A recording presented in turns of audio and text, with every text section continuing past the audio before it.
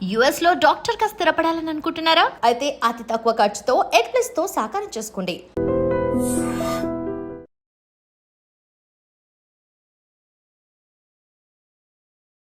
Brain తర్వాత second brain లాంటిది gut అనమాట. మనకి మొత్తం న్యూరాన్స్, హార్మోన్స్ అన్నీ కూడా గట్ నుంచి రిలీజ్ అవుతాయి. ఓకే. సో గట్ని అనవసరంగా మనము ఇలాంటి స్ట్రెస్ లెవెల్స్తోనూ, పిచ్చి ఫుడ్ హ్యాబిట్స్తోనూ అన్నీ చేయటం వల్ల గట్ని ఇబ్బంది పెడుతున్నాం. కాబట్టి ఇప్పుడు గట్ హెల్త్ ప్రోగ్రామ్ అని ఇప్పుడు లేటెస్ట్ ఈ ఇయర్ మొత్తం ఆల్మోస్ట్ ఈ డెకేడ్ అంతా గట్ హెల్త్ మీదే ఉంటుంది. ఓకే. సో ఏదైనా సోషల్ అవేర్నెస్ ప్రోగ్రామ్సే కదా. సో గట్ హెల్త్ అనేది ఇంపార్టెంట్. ఆఫ్టర్ బ్రెయిన్ తర్వాత gut health. Okay sir, gut health గురించి మనం మాట్లాడుతున్నాం కాబట్టి రీసెంట్ టైమ్స్లో డైట్ అనేది కూడా ఫాలో అవ్వడం అనేది కూడా చాలామంది స్టార్ట్ చేశారు. అంటే ముందు ట్రెడిషన్ ఉంది, కాకపోతే ఈ మధ్యకాలంలో ఆ ట్రెడిషన్ కూడా ఎక్కువ అయిపోతుంది. ఆ డైట్ అనేది చేస్తేనే మన బాడీ అనేది బాగుంటుందంటారా? కంపల్సరీ డైట్ అనేది కంపల్సరీ కాదనేది జస్ట్ అంటే మనం పక్కన యాడ్ చేసుకున్నాం అనమాట. ఇప్పుడు నేను ఆమె సర్జికల్ గ్యాస్ట్రోఎంట్రాలజిస్ట్, ఒక సూపర్ స్పెషలైజేషన్ అయిపోయిన తర్వాత మిగతావి చిన్న డిగ్రీస్ ఒక 10 చేస్తాము. జస్ట్ అవి నేమ్ని యాడ్ చేస్తాయి. నాకేమి ఎక్స్ట్రా క్వాలిఫికేషన్స్ ఎక్స్ట్రా లాగే ఏమి ఉండదు అనమాట.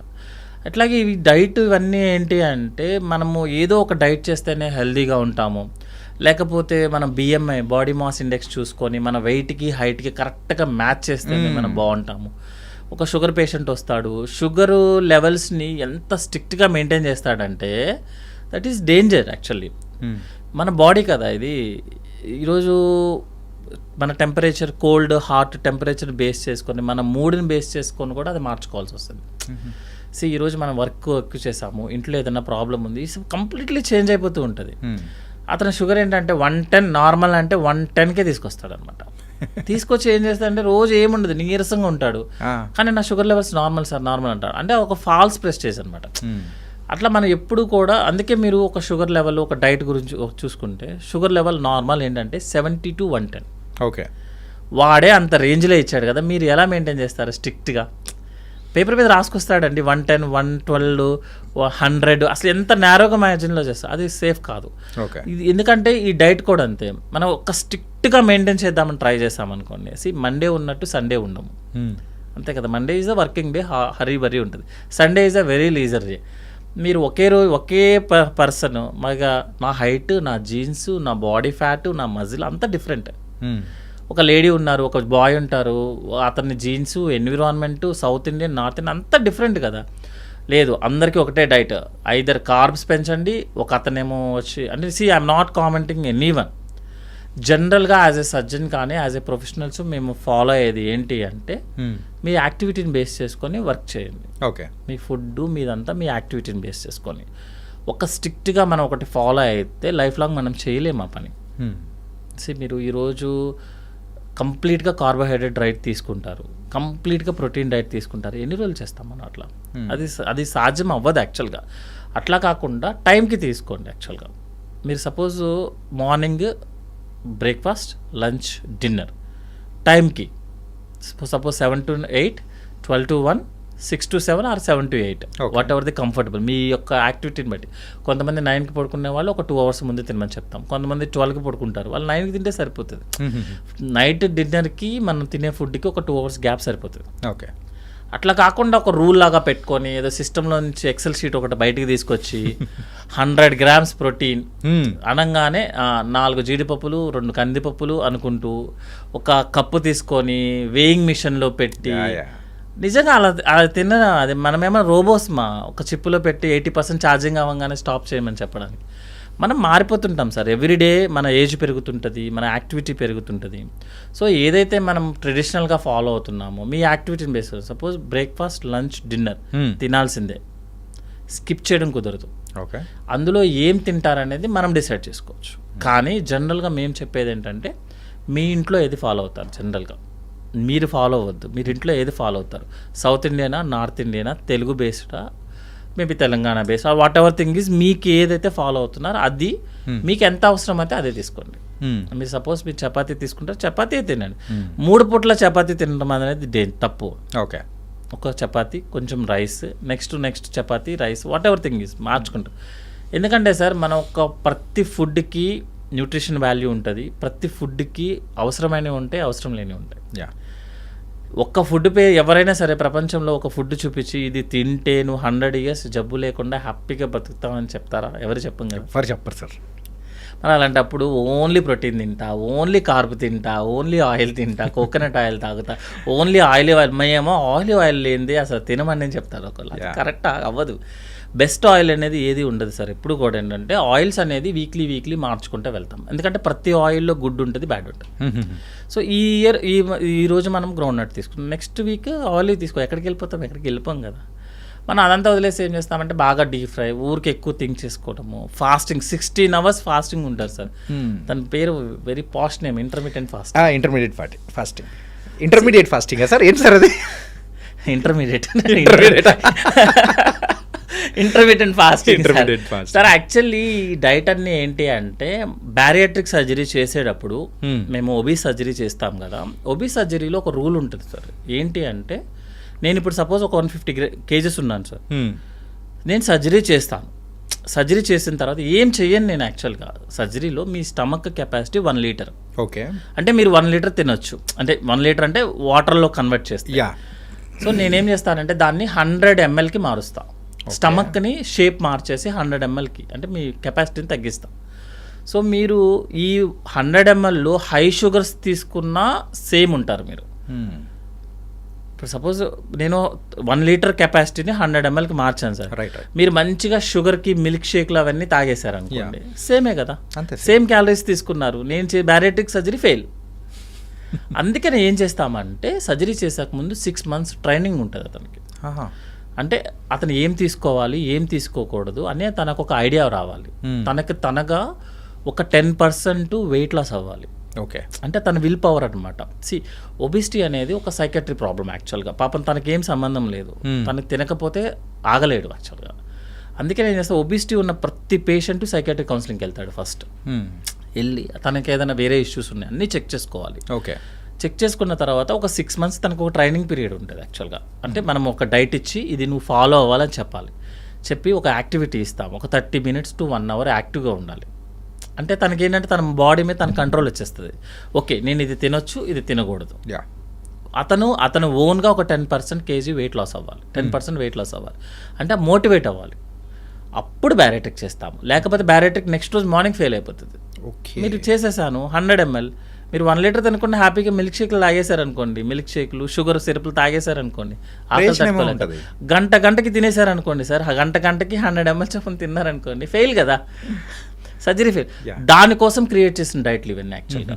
ఇంటర్మీడియట్ ఫాస్టింగ్ కానీ, కీటో డైట్లు కానీ, ప్రతి దాన్ని మనం జనరల్ పబ్లిక్కి వాడేస్తున్నాం. ఓకే, జనరల్ పబ్లిక్ ఏంటంటే ఎప్పుడైనా ఒక 6 monthsకో లేకపోతే ఏదైనా సర్జరీకి వెళ్ళడానికి ముందు కొంచెం వెయిట్ లాస్ అయితే రిజల్ట్స్ బాగున్నాయి అనుకోండి, that is okay.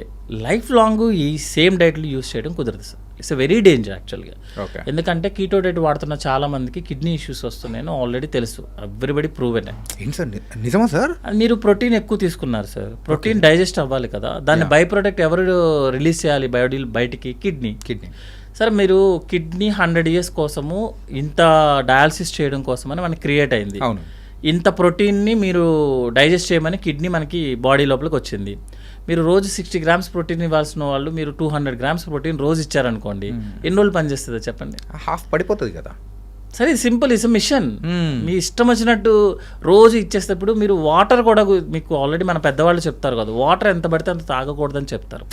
3 to 4 liters is the correct. కొంతమంది ఏం చేస్తారంటే యుద్ధం చేసినట్టు వాటర్ బాటిల్ పట్టుకొని అదొక పోస్ట్ లాగా ఫటా తాగుతూనే ఉంటారు, యూరిన్కి వెళ్తూనే ఉంటారు.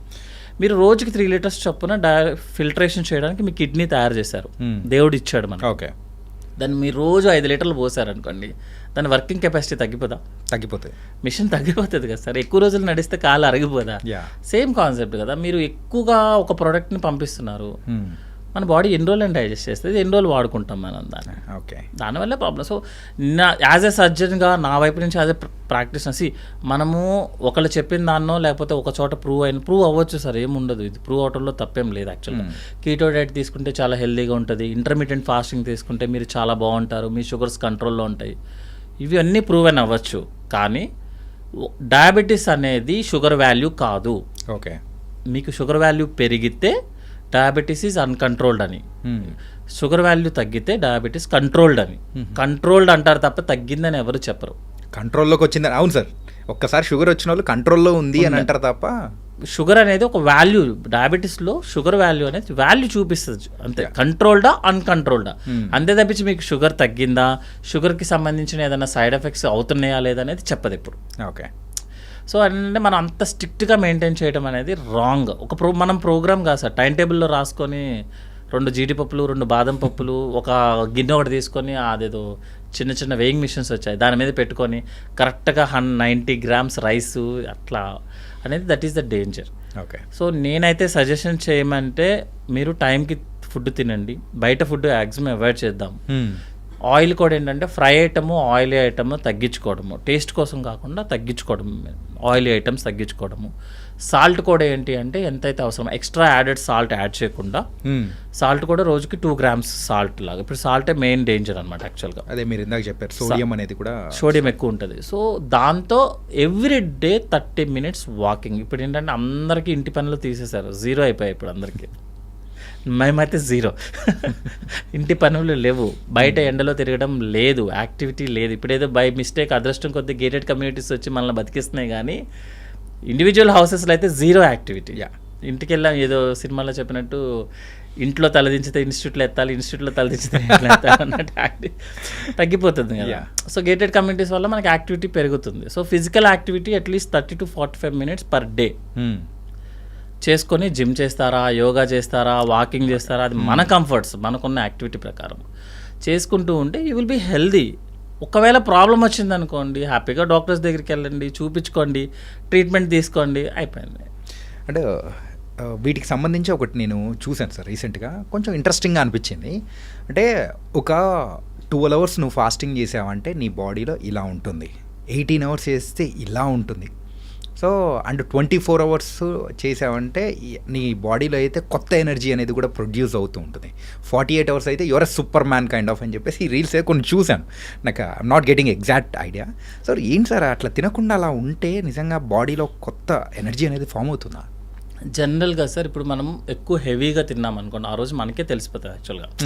హెవీగా తిన్నాం అనుకో, యూ విల్ ఫీల్ లైక్ ఏం స్లీపీ, ఆల్మోస్ట్ ఏం చేయబుద్ధి కాదు, ఆల్మోస్ట్ లైక్ నిద్రలాగా వచ్చేస్తుంది అనమాట. ఎందుకంటే ఎక్కువ తిన్నప్పుడు బ్రెయిన్కి వెళ్ళాల్సిన కొంచెం సర్క్యులేషన్లో కొంచెం బవల్కి వెళ్తుంది యాక్చువల్గా. డైజెషన్ అవ్వాలి కదా, అందుకని హెవీగా తిన్నప్పుడు మనమే చాలా లోలో ఉంటాం. అట్లా కాకుండా బ్యాలెన్స్డ్గా ఫుడ్ తీసుకున్నాం అనుకోండి, యూ విల్ బీ యాక్టివ్ ఉంటుంది. అలా కాకుండా కొంచెం ఇంకా తక్కువ తీసుకున్నాం అనుకో, ఫాస్టింగ్లో తీసుకున్నప్పుడు మనకి గ్లూకోజ్ లెవెల్స్ డౌన్ అయిపోతుంది, తర్వాత హెడేక్ స్టార్ట్ అవ్వటము, అన్ఈజీనెస్ అన్నీ వస్తాయి. ఈ ఫాస్టింగ్ డీటాక్స్ చేసుకోవడము, ఎక్కువ రోజులు ఫాస్టింగ్ ఉంటే లోపల ఉన్నది మొత్తం అరిగిపోతుంది. సార్ యాక్చువల్లీ ఏంటంటే హ్యూమన్ బీయింగ్ అనేది పర్సన్కి వేరీ అయిపోతూ ఉంటుంది యాక్చువల్గా. మనము 10 గంటలు ఫాస్టింగ్ చేస్తే లేకపోతే 48 hours ఫాస్టింగ్ చేస్తే మనకి ఏదో కొత్త ఎనర్జీ వచ్చేస్తుంది అనేది జనరల్గా ఎనర్జీ ఎక్కడ క్రియేట్ అవ్వదు, మన బాడీలోనే ఉంటుంది యాక్చువల్గా.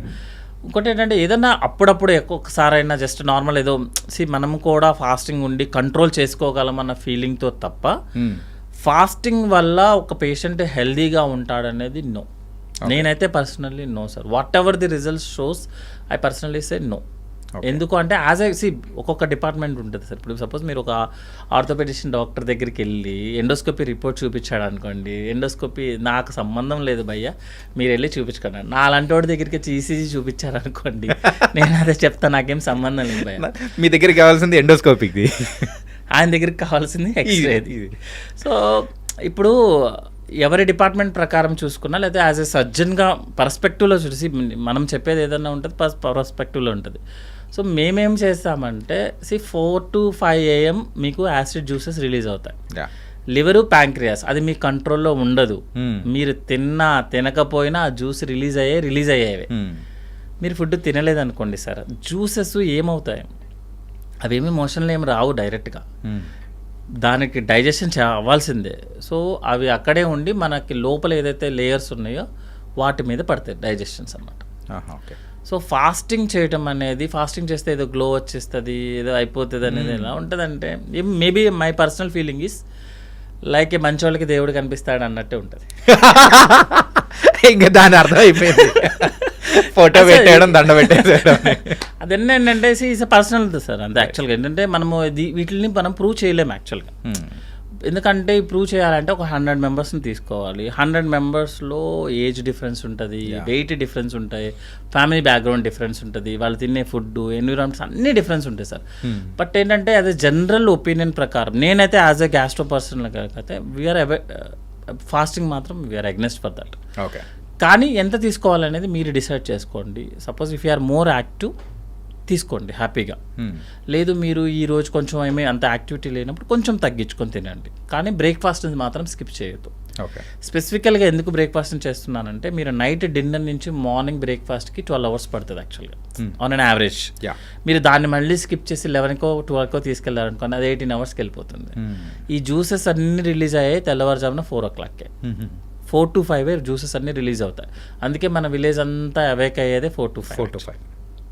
సో జ్యూసెస్ రిలీజ్ అయ్యే టైం యాక్చువల్గా మనం బబల్ మూమెంట్స్ వచ్చాయి కానీ జ్యూసెస్ కానీ highest amount of urine production కానీ మొత్తం మార్నింగే సార్. ఓకే, జనరల్గా అందరూ మన బాత్రూమ్లో ఎక్కువగా మీరు యూరిన్ ఏ టైంలో పాస్ చేస్తారన్నా, ఏ టైంలో మోషన్ అంతా ఆ టైమే. అది ఆ టైంలో ఫుడ్ లేకుండా స్కిప్ చేసి దాన్ని 1 o'clock తీసుకొని వెళ్ళి లంచ్ చేసి షార్ట్ టర్మ్గా నేను వెయిట్ లాస్ అయ్యాను, షార్ట్ టర్మ్గా నేను చూసావా ఎంత స్లిమ్గా ఉన్నాను, ఓకే ఈరోజు okay, 1 month okay, 2 months okay, 3 months, life long చేస్తామా?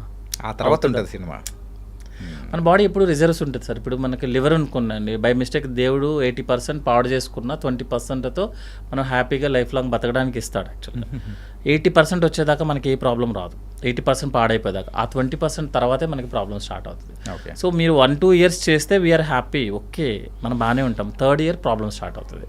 ఈ ఎఫెక్ట్స్ అన్నీ 3rd year స్టార్ట్ అవుతుంది. ఓకే, దాని బదులు మీరు కావాల్సిందే తినండి, ఏమవుతుంది, తిన్నంత వరకు తినండి. అంటే మన ఏజ్ని బట్టి మనం ఉండాలి యాక్చువల్గా. మన ఏజ్ని బట్టి, మన ఫ్యామిలీ హిస్టరీని బట్టి, మన యొక్క యాక్టివిటీని బట్టి, మన జాబ్ని బట్టి మనం ఉండాల్సి వస్తుంది. అది మనకి లైఫ్ లాంగ్. ఎందుకంటే మనం ఇప్పుడు లైఫ్ ఎక్స్పెక్టెన్సీ 80 years సార్. హ్యాపీగా 8 years ఉండాలి కదా. కావాలంటే ఏదైనా రెస్ట్రిక్షన్ చేసుకునేటప్పుడు 60-65 తర్వాత చేద్దాం, ఇప్పుడు తొందర ఎందుకు? ఉన్నదాన్ని అనుభవించండి అంటారు. అనుభవించాలంటే అగ్రెసివ్గా చేయొద్దు, లోగా చేయొద్దు, ఏదో బ్యాలెన్స్డ్గా చేయండి. ఇప్పుడు what is your good food అని ఎవరన్నా అడిగితే it's a balanced food. Okay, water ఉండాలి, ఫైబర్ ఉండాలి, కార్బ్స్ ఉండాలి, ప్రోటీన్ ఉండాలి, అన్నీ ఉండాలి, యాక్టివిటీ ఉండాలి, నిద్ర ఉండాలి 8 hours. That is the balanced complete man or women, whatever thing is. అంతే కానీ ఒక్క దాని మీద పడిపోవడం అనేది రాంగ్ సార్ యాక్చువల్గా. అది ఏదన్నా కొంచెం టైంకి ఓకే, ఇప్పుడు ఆల్రెడీ అందరూ చేస్తున్నారు కాబట్టి నేనేమి మొత్తం అందరినీ మానేయండి ఇది చేయండి అని మనం చెప్పడం కూడా చేయలేం కాబట్టి బ్యాలెన్స్డ్గా చేసుకోండి యాక్చువల్గా. ఓకే, అన్నీ తీసుకోండి, టైంకి తీసుకొని యాక్టివిటీ ఇంపార్టెంట్ ఓకే చేస్తే సరిపోతుంది సార్. సార్ ఇందాక బ్రేక్ఫాస్ట్ అనేది ఇట్స్ వెరీ ఇంపార్టెంట్ అని చెప్పేసి చెప్పారు కదా. రీసెంట్ టైమ్స్లో ఆ వెస్టర్న్ కల్చర్ కేవలం డ్రెస్సెస్ విషయంలోనే కాకుండా ఫుడ్ విషయంలో కూడా మనం వెస్టర్న్ కల్చర్ ఆ బ్రేక్ఫాస్ట్ కానీ ఆ ఫుడ్ కల్చర్లో కూడా మారిపోతున్నాం. ఇది as a Indian climatic conditions ప్రకారం యాజ్ ఏ ఇండియన్స్గా మనకి ఎంతవరకు గుడ్ అంటారు అది? సార్ వెస్ట్రన్ కల్చర్ని ఫాలో అవుతున్నప్పుడు వెస్ట్రన్ వర్కింగ్ కల్చర్ని కూడా ఫాలో అవ్వాలి. ఓకే, మనం ఫాలో అవుతామా? నో. వాళ్ళు సాటర్డే సండే పట్టుకొని వాడు బీర్ పట్టుకొని వాడుకున్న కోల్డ్ క్లైమేట్లో కోల్డ్ టెంపరేచర్ ఉంటుంది, he will take the alcohol. అది లేకపోతే పని అవ్వదు పాపం, వాళ్ళకి ఏం చేయలేడు. ఇంట్లో వర్క్ 99.99% అతనే చేస్తాడు. షాప్కి ఏదైనా వెళ్ళాలన్నా బై వాక్ 2-3 kilometers అయినా అతనే నడుస్తాడు. మీకు యూరోపియన్ కంట్రీస్ అయితే ఇంకా కొండలు కూడా వాళ్ళే ఎక్కేస్తారు, వాళ్ళే చేసేసుకుంటారు అంతా. సో మనం వెస్ట్రన్ ఫుడ్ హ్యాబిట్స్ ఫాలో అవుతున్నాం, మన వెస్ట్రన్ లైఫ్ స్టైల్ అంటే ఫిజికల్ యాక్టివిటీ ఫాలో అవుతున్నామా? కళ్ళు మూసుకొని చూస్తే మన ఇంట్లో ఎంతమంది పనిచేస్తున్నామని అందరికీ తెలుసు. పక్కనున్న పక్క సందులో ఉన్న షాపుకి కూడా కార్లు తీసేవాళ్ళం మనం యాక్చువల్గా. సో వెస్ట్రన్ ఫుడ్ కాదు, ఇండియన్ ఫుడ్ కాదు సార్, ఎవ్రీథింగ్ ఈజ్ నార్మల్. వాళ్ళ ఎన్విరాన్మెంట్ ప్రకారం వాళ్ళు క్రియేట్ చేసుకున్న ఫుడ్ అది. అదే ఫుడ్ మన ఎన్విరాన్మెంట్లో సెట్ అవ్వదు, సెట్ అవ్వడానికి ఛాన్సే లేదు యాక్చువల్గా. వాళ్ళకు ఉన్నప్పుడు మనము యూఎస్లో నేను మొన్న ఒక వీడియో చూసాను యాక్చువల్గా. యూఎస్లో మిడ్ డే మీల్ ప్రోగ్రామ్ అంటే స్కూల్లో ఇచ్చే ఫుడ్ ప్రోగ్రామ్ హెల్దీ ఫుడ్ దగ్గర నుంచి ప్యాకింగ్ ఫుడ్లోకి వచ్చేసారు actual. Highest obesity rate is in US countries. Western కంట్రీస్లోనే హైయెస్ట్ ఒబిసిటీ, ఇంత యాక్టివిటీ చేసినా హైయెస్ట్ ఒబిస్ ఉంటారు యాక్చువల్గా. అందుకే మొన్న చైనా ఐ థింక్ ఒక యాడ్ కూడా ఉంది, యాపిల్ ప్రొడక్షన్ వాళ్ళు చేస్తే ఎలా ఉంటుంది అంటే మొత్తం ఒబీస్ పీపుల్ లాగా ఉండి యాక్టివిటీ లేకుండా. నాట్ కామెంటింగ్ కాదు, వాళ్ళ ఫుడ్ హ్యాబిట్ వాళ్ళ ఎన్విరాన్మెంట్కి ఓకే, మన ఎన్విరాన్మెంట్కి ఐ సెడ్ నో. ఓకే. మన ఎన్విరాన్మెంట్కి మన ఫుడ్ హ్యాబిటే కరెక్ట్ ఉంటుంది యాక్చువల్గా. ఎందుకంటే అది కదా క్రియేట్ చేసింది, దాంతోనే కదా ఇన్ని సంవత్సరాలు బతికేసింది. 10 minutes యూట్యూబ్ వీడియో చేసేస్తే మారైపోతారంటే ఎట్లా సార్? సో మన దాంట్లో ఏంటంటే రైస్ ఉండటము, దాంట్లో పాటు ప్రోటీన్ ఉంటుంది, దాల్ కానీ చికెన్ కానీ వాట్ ఎవర్ థింగ్ ఈజ్ ఉంటుంది. తర్వాత ప్రోబయాటిక్స్ ఉంటుంది, కర్డ్ ఉంటుంది, పెరుగు ఉంటుంది, మిల్క్లో కాల్షియం ఉంటుంది. మీకు ఈ వెజిటేబుల్స్ అన్ని వెజిటేబుల్స్లో అన్నీ ఉంటాయి. అండ్ వెస్ట్రన్ ఫుడ్ అంటారు సార్, సగం వెజిటేబుల్స్ వచ్చినాయి అక్కడి నుంచే కదా. ఇంకా కొత్తగా వెస్ట్రన్ ఫుడ్ ఏంటో ఆల్రెడీ మనం మిక్స్ అయిపోయి, మన తెలుగు ఇంగ్లీష్ అయినట్టే ఉంటుంది. ఇంగ్లీష్ అందుకని సో కంప్లీట్గా వెస్ట్రన్ టైప్ ఆఫ్ ఫుడ్, లేకపోతే కొరియన్ ఫుడ్ అసలు ఏముండదు. కొరియన్ ఫుడ్ మనం తింటే కడుపు ఖరాబ్ అవుతుంది యాక్చువల్లీ. ఓకే. ఇప్పుడో ఒకసారి పార్టీ బేసిస్లోనో లేకపోతే just for relaxation purpose continue చేయడంలో తప్పేం లేదు. కానీ వాళ్ళ ఫుడ్ వాళ్ళ జీన్స్కి, వాళ్ళ బాడీ హ్యాబిట్కి, వాళ్ళు ఉన్న సన్నదానికి వాళ్ళ ఫుడ్ సరిపోతుంది సార్. మనకి ఏడా సరిపోతుంది? వాళ్ళకున్న హ్యాబిట్స్కి వాళ్ళు సరిపోతుంది. అది మొత్తం వాకింగ్లోనే ఉంటాడు, మనం ఎక్కడ ఉంటాం? మనం వాకింగ్లోకి మనం కంప్లీట్గా వాళ్ళకి అన్నీ నో సాల్ట్, ఏముండవు, కంప్లీట్ ప్లెయిన్గా తీసుకుంటారు. మనకి ఎక్కడి నుంచి వస్తాయి ప్రోటీన్స్ ఇవన్నీ? మనకి ఎక్కడ ఎలక్ట్రోలైట్స్ ఎక్కడి నుంచి వస్తాయి? మనకున్న సన్నీ సీజన్లో మొత్తం సగం చెమటలోనే సోడియం పోతుంది సార్. మన సోడియం మీరు సాల్ట్ ఇవ్వరు, సోడియం ఎక్కడి నుంచి రావాలి? మన బాడీలో సోడియం ప్రొడక్షన్ ఏమైనా ఉందా? షుగర్ ఫ్యాక్టరీ లేదు కదా, సాల్ట్ ఫ్యాక్టరీ మన దగ్గర లేదు కదా. అక్కడికి అవసరం లేదు. అతనికి కోల్డ్ కంట్రీ, అతనికి స్వెట్టింగ్ ఉండదు, అతనికి సోడియం లాస్ అవ్వదు. మనకి సోడియమే లాస్ అవుతుంది కదా, రోజు చెమటే ఉంటుంది కదా. సో మనమే యాడ్ చేసుకోవడంలో తప్పలేదు. సో అప్పుడప్పుడు okay, just for the taste purpose. But nutritious అతనికి న్యూట్రిషియస్, మనకి కాదు. ఓకే. మన ఎన్విరాన్మెంట్కి కాదు, మన జీన్స్కి, మన బాడీ హ్యాబిట్కి సెట్ అవ్వదు. ఓకే సార్, ఈ యూజువల్గా మేము రెగ్యులర్గా చేసే ఈ ప్రోగ్రాంలో ఏ డాక్టర్ వచ్చినా కానీ రెగ్యులర్గా ఒక క్వశ్చన్ అడుగుతాను సార్. ఏంటంటే ఇన్ని సంవత్సరాల మీ ప్రయాణంలో ఏదైనా కానీ మీకు డిఫికల్ట్గా అనిపించినది, ఎక్కువసార్లు మీకు తారాసపడిన ప్రాబ్లం ఏంటి పేషెంట్స్ నుంచి? ఇప్పుడు లేటెస్ట్గా ఏమవుతుందంటే అండి, ఇప్పుడు సపోజ్ ఒక పేషెంట్ ఏదైనా సర్జరీ కోసం వచ్చారనుకోండి. ఓకే. సర్జరీ కోసం వచ్చినప్పుడు తనకి మనం చెప్తామన్నమాట, సపోజ్ గాల్ బ్లాడర్ సర్జరీ ఉంది, మనము ఇలా లాప్రోస్కోపీ చేస్తాము, లాప్రోస్కోపీలో స్టోన్స్తో పాటు గాల్ బ్లాడర్ అన్నీ రిమూవ్ చేస్తాము, సర్జరీ అయిపోయిన తర్వాత అవసరమైతే చూపు పెడతాము, అన్నీ ఎవ్రీథింగ్ విల్ ఎక్స్ప్లెయిన్ ఇట్. అలాగని చెప్పి మొత్తం 1 to 10 చెప్తే ఎవరు చేయించుకోరు. గాల్ బ్లాడర్ సర్జరీ చేస్తే వాళ్ళు కొంచెం ఎసిడిటీ ప్రాబ్లం వస్తుందనో, లేకపోతే లోపల ఏదైనా ఇంజురీ అయ్యే ఛాన్సెస్ ఉంటుందనో, లేకపోతే ఒక్కొక్కసారి ఎండోస్కోపీ స్టెంటింగ్ వేయాలనో, ఎవ్రీథింగ్ ప్రతి పేషెంట్కి అన్ని కాంప్లికేషన్స్ ఎక్స్ప్లెయిన్ చేయడం కుదరదు. ఓకే. సో ఇప్పుడు మేమేం చేసే ప్రాబ్లం ఎక్కడ వస్తుంది, ప్రాబ్లం పేషెంట్స్ నుంచి మనం చేస్తుంది ఏంటంటే, సర్జరీ ముందు మీకు చెప్పలేదుగా, సర్జరీ ముందు మీరు చెప్పలేదు కదా అని ఒకటే క్వశ్చన్ అనమాట. అదే క్వశ్చన్ మీద మనం సర్జన్ని స్ట్రెస్ చేస్తున్నాము. అంటే మీరు చెప్పలేదు. నెక్స్ట్ ఏమవుతుంది అంటే, ఇప్పుడు ఏదన్నా ఇష్యూ అయిందనుకో, చిన్నది సర్జరీ అనేది బిగ్ వన్ అండి. మనం కట్ చేయడం లోపలికి వెళ్ళి, ఎనాటమీ అనేది గాడ్ అండి యాక్చువల్గా. సర్జరీలో ఎవరు డిక్టేట్ చేస్తారు surgeon best or worst surgeon అంటే, లోపల ఉన్న ఎనాటమీ అంటే లోపల స్ట్రక్చర్ ఎలా ఉంది. స్ట్రక్చర్ చాలా సింపుల్గా ఉందనుకోండి, చిన్న సర్జన్ కూడా తోపు సర్జనే. సర్జరీ లోపల కనుక బాగా ప్రాబ్లం ఉంది, అతుక్కుపోయి ఉందనుకోండి, అవి స్కాన్స్లో తెలియదు. ఇంకొకటి కూడా ఏంటంటే, ఇంతకుముందు మీకు స్కాన్ చేయించాం కదా, సిటీ చేయించాం కదా, ఎంఆర్ఐ చేయించాను కదా, ఆ స్కాన్లో తెలియలేదా అని అడుగుతాడు. మీరు కళ్ళతో చూసింది వేరు కదా, డైరెక్ట్గా నేను లోపలికి వెళ్ళి కళ్ళు పెట్టి చూసింది వేరు. ఆల్మోస్ట్ స్కాన్ ఇవన్నీ ఏం చెప్తాయి అంటే, జస్ట్ ఈ ప్రాబ్లం ఉంది, స్టోన్స్ ఉన్నవి, గాల్ బ్లాడర్ ఇలా వాసున్నదా లేదా, గాల్ బ్లాడర్ పక్కన ఇంటెస్టైన్ ఉందా, అది ఎంత అతుక్కున్నది, ఇవన్నీ మనకి చెప్పదు స్కాన్ అన్నీ చెప్తే ఇంకా సర్జరీ ఎందుకండి. కరెక్ట్. లోపలికి వెళ్ళిన తర్వాత సపోజ్ కొన్నిసార్లు ఏమవుతుంది అంటే, మారుతుంది షేప్, మారుతాం కానీ మన ప్లాన్ కానీ మారిపోతుంది. ఫైనల్లీ ఎవరి సర్జన్ అయినా కూడా ఏం చేస్తామంటే, పేషెంట్కి ఈరోజు సర్జరీ చేస్తే రేపు వెళ్ళిపోవాలి, ఇదే మోటోలో ఉంటాడు సర్జన్. అంతే కదా, పని అయిపోయింది, పేషెంట్ వెళ్ళిపోయాడు అనుకోండి, we are also happy, patient is also happy. But ఇప్పుడు ఏమవుతుందంటే, కొంచెం అంత అవేర్నెస్ ఎక్కువ పోతున్న వల్ల, అవేర్నెస్ ఉండడం కరెక్ట్ యాక్చువల్గా, ఓకే, ఎక్కువ అయిపోవడము, సస్పిషియస్ అయిపోవడం వల్ల ఏదైనా జరిగినా మీరు సర్జరీ ముందు చెప్పలేదు కదా సార్, ఓకే, స్కాన్లో తెలియలేదా సార్, లోపలికి వెళ్ళి సెకండ్ వర్డ్ ఏంటంటే, మనము ఇది కాకుండా ఇది చేసామన్నాం అనుకోండి, అంటే సర్జరీ ఫెయిలా సార్. అంటే వాళ్ళకి ఒకటి తెలియకపోవటము, ఒకటి ఎక్కువ తెలిసిపోవడము, అవేర్నెస్ మరీ ఎక్కువైపోవటం, సస్పిషియస్ని ఎక్కువైపోవటం. అది హ్యూమన్ బీయింగ్స్ మారిపోయాం మనం కూడా ఈ మధ్య. సో జనరల్గా సార్ సర్జనే కాదు సార్, కుక్ అయినా అనుకోండి, మనం హోటల్కి వెళ్ళే కుక్ అయినా సరే మనకి మంచిగా పెడదామని ట్రై చేస్తాడు అతను కూడా. అంతే కదా, ఎవరైనా అంతే. ఇప్పుడు డ్రైవర్ ఉన్నాడు సార్, డ్రైవర్ ఏమో మనకి వెళ్ళి గుద్దేద్దామని ట్రై చేస్తాడా ఏంటి సార్?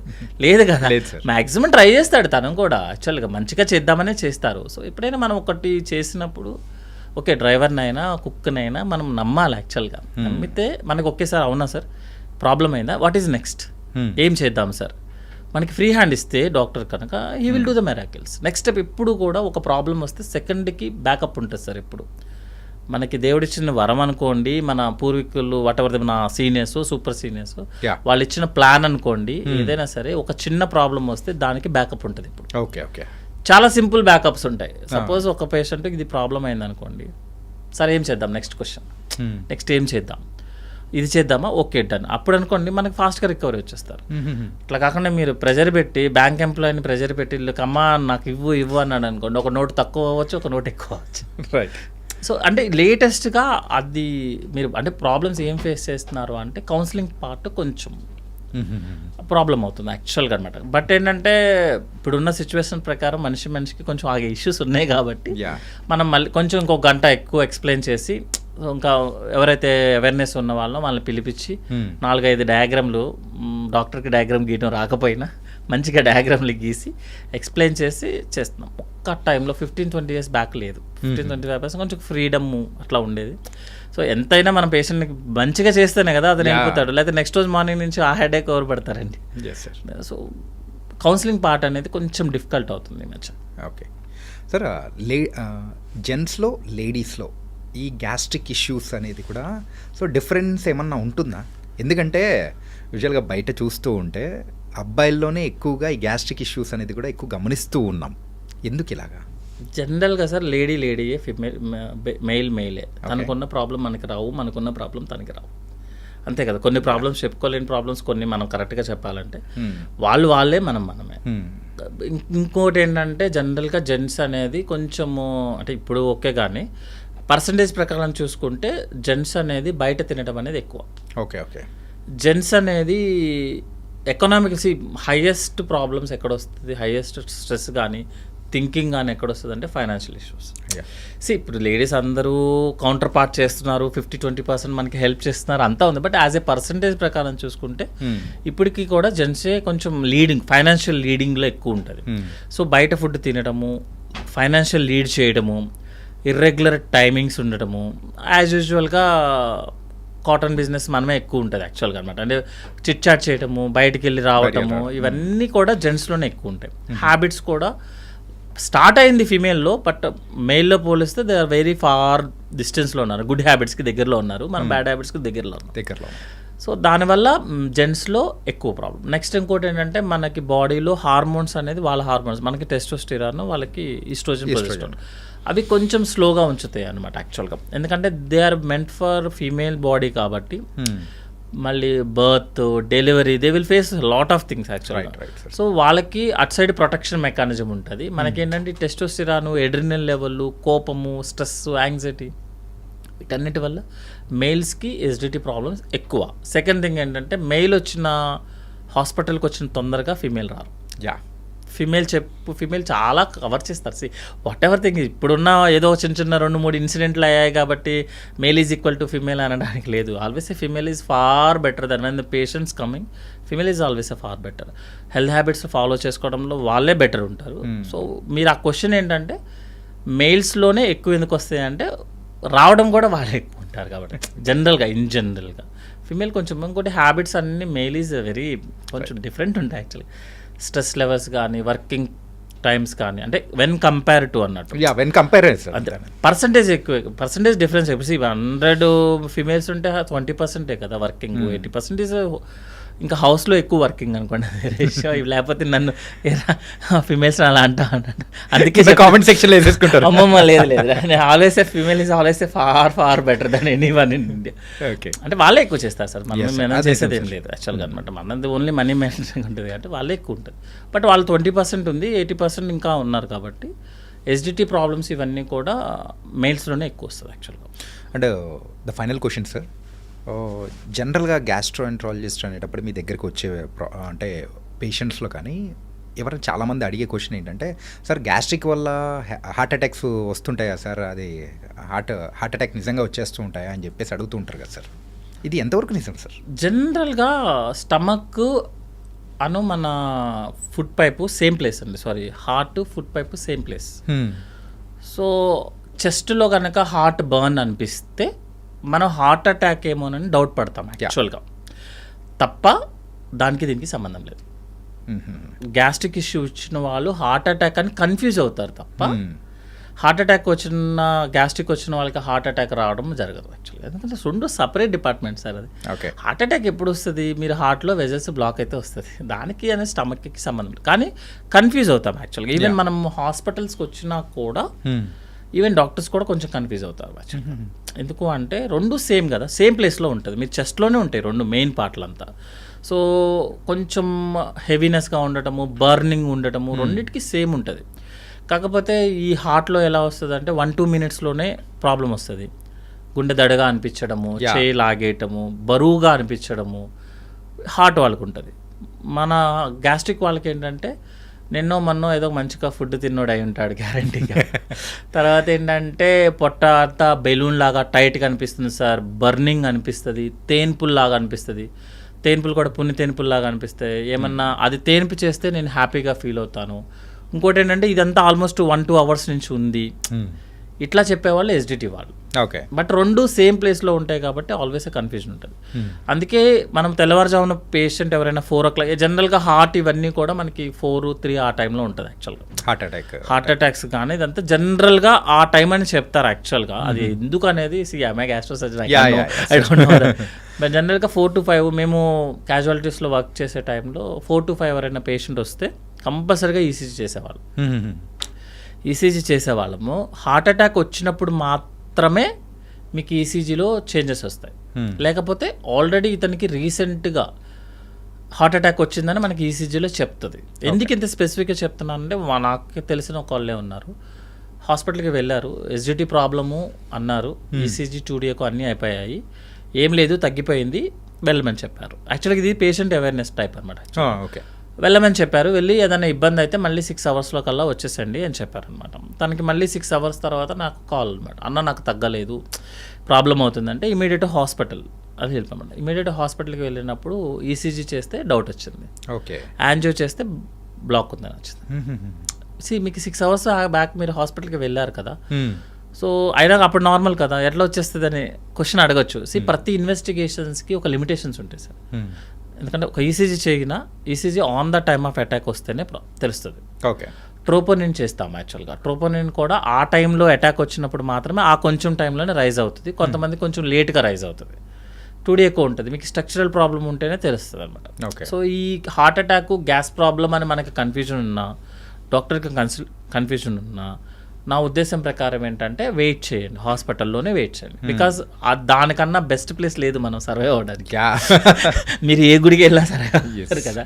సో ఏంటంటే ఏదన్నా డౌట్ అనిపించినప్పుడు రెండు కన్ఫ్యూజన్ ఉంటుంది సార్ ఎప్పుడు కూడా. Even doctors also got confusion అనమాట. ఎందుకంటే ప్రతి ఇన్వెస్టిగేషన్స్కి లిమిటేషన్స్ ఉన్నాయి, అంతేగాని ఇది చేయగానే ఓకే కన్ఫర్మ్ అని లేదు. ఈసీజీ నార్మల్ అంటే నార్మల్ కాదు, ఈసీజీ అబ్నార్మల్ అంటే అబ్నార్మల్, దానికి ఆ మీనింగ్ డిఫరెంట్ ఉంటుంది యాక్చువల్లీ. ఈసీజీ ఎందుకంటే ఈసీజీ కూడా లిమిటేషన్స్ ఉంటాయి కదా. ఈసీజీ అబ్నార్మల్ అంటే మీకు ప్రాబ్లం అన్నట్టు సార్, ఇట్స్ నాట్ 100% రిజల్ట్స్ కదా. ఈసీజీ నార్మల్ అంటే నార్మల్ అవ్వాల్సిన రూల్ లేదు, ఈసీజీ కన్నా అబో చాలా టెస్ట్లు ఉన్నాయి కదా. ఓకే, సో ఏదన్నా ప్రాబ్లం ఉన్నప్పుడు, ఎందుకంటే తెల్లవారుజామునే ప్రాబ్లం అవుతుంది సార్, ఎందుకంటే ఈవెన్ బయట ఫెసిలిటీస్ అంతా ఆల్మోస్ట్ 24 hours సిటీయే, కానీ ఆ టైంలో కొంచెం తక్కువ సిటీ కదా. సో మనకి ఏదైనా ప్రాబ్లం ఉన్నప్పుడు better to wait. 9 o'clock 10 o'clock మన కార్డియాలజిస్ట్ వచ్చినప్పుడు చూపించుకొని కన్ఫర్మ్ చేసుకొని, మీరు కంప్లైంట్ తగ్గకపోతే మళ్ళీ ఇమీడియట్గా హాస్పిటల్కి బ్యాక్. ఓకే, మంది ఇచ్చారు కదా సారు తగ్గుద్దిలే, 1 గంట తర్వాత 2 గంటల. జనరల్గా హార్ట్ అటాక్లో ఎవరైనా పేషెంట్కి ఏదైనా ఇబ్బంది అవుతుంది అంటే లేట్గా హాస్పిటల్కి వస్తేనే ప్రాబ్లం. ఓకే, అట్లా కాకుండా మీరు మెడిసిన్స్ వాడారు సార్, మీకు తగ్గాలి కదా రూల్ ప్రకారం. మీరు ఎస్డిటీ అనుకోండి, మీకు తగ్గాలి కదా, తగ్గలేదు కదా, మీకు ప్రాబ్లం ఉంది కదా, గో టు హాస్పిటల్ అగైన్. మళ్ళీ ఏమవుతుంది, హ్యాపీకి వెళ్ళి మళ్ళీ చూపించండి, ఎందుకంటే that is the safest place. Yeah, okay, nice sir. And bold అయిన విషయాలు అనేది కూడా షేర్ చేసుకున్నారు ఈ షో ద్వారా. So thank you so much sir. Thank you అండి. Thank you sir. Sir, one life lesson what medicine has taught you. Whatever you can do without expecting. But I really believe మన positive attitude ఉంటేనే మనం ఏదైనా సాధించగలం. Gut ని మనం correct గా deal చేసినట్లయితే అది మనకి పాజిటివ్ హార్మోన్స్ ని రిలీజ్ చేస్తుంది. షుగర్ వచ్చిన వాళ్ళ పరిస్థితి ఏంటి? పొట్ట దగ్గర పెరిగితే దాన్ని ఆండ్రాయిడ్ అంటారు, ఆండ్రాయిడ్ ఫోన్ కదా. అసలు థాట్స్ ఎందుకు వస్తాయి? బ్రెయిన్ డెడ్ అంటే దానికి ప్రపంచం అంతా కూడా కొన్ని నిర్దిష్టమైనటువంటి లక్షణాలు ఉన్నాయి. మానసికంగా ధైర్యంగా ఉంటే క్యాన్సర్ జయించవచ్చు. You are a doctor for a cause sir, అంతే. వాళ్ళకి వచ్చిన ఆదాయం కాకుండా ఫ్రీ సర్వీస్ ఎంతమందికో చేస్తుంది.